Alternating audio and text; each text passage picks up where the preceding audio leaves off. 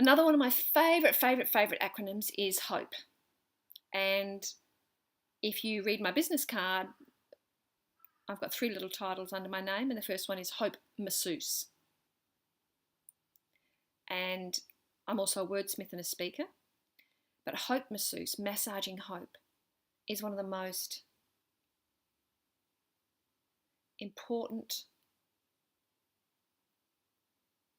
skills I think we can have. And for people that, like myself, that have felt hopeless, because I wasn't surrounded with elders that were good at helping with hopefulness and holding on to hope in darker times, it was something that became very important to me. I remember I was being interviewed, I think it was by the ABC, and the journo said to me, "So you're a peddler of hope." I just thought, oh God, I love that. A peddler of hope.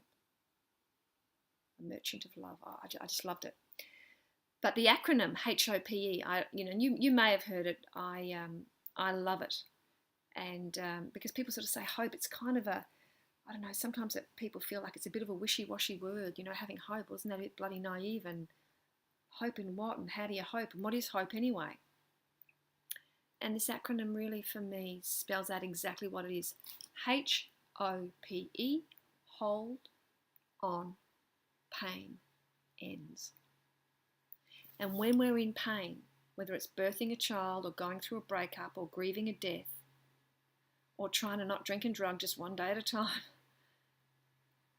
facing the pain of the reality of who we are and who we're not when we're de-egoing, to hold on, because pain does end.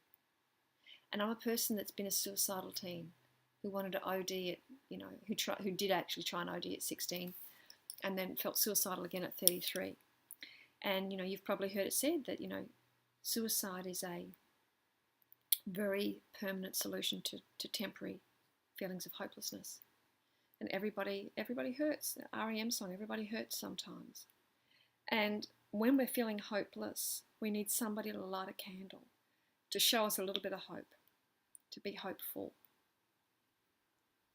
And it's not about sugarcoating things or bullshitting to somebody and saying, oh, you're going to be fine, you're going to be fine.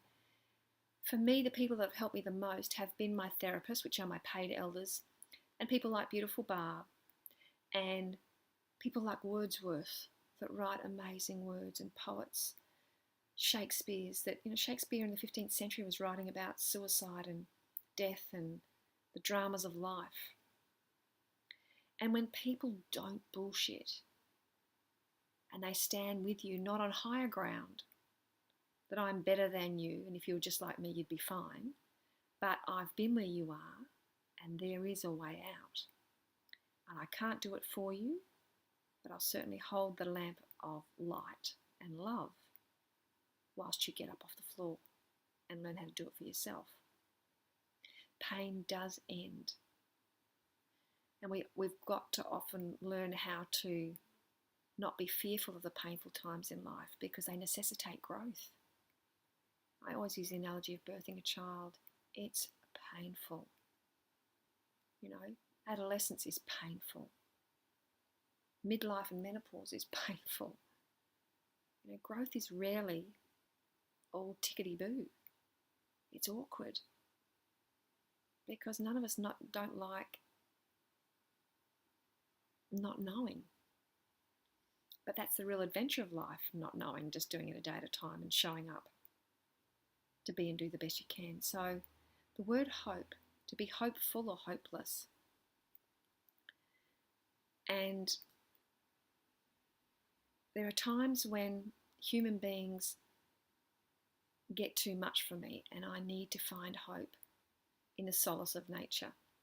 And I can do that with anything, love and beauty, massage hope.